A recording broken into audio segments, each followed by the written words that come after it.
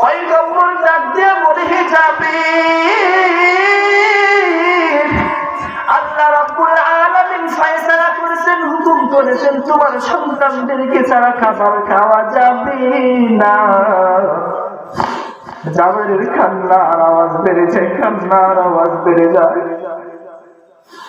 হযরত জাবির কত কষ্ট করে সন্তানগুলোকে মানুষ করলো, এই কষ্টের কথা যখন জাবিরের মনে পড়ে যায়, জাবির বলে, পয়গম্বর,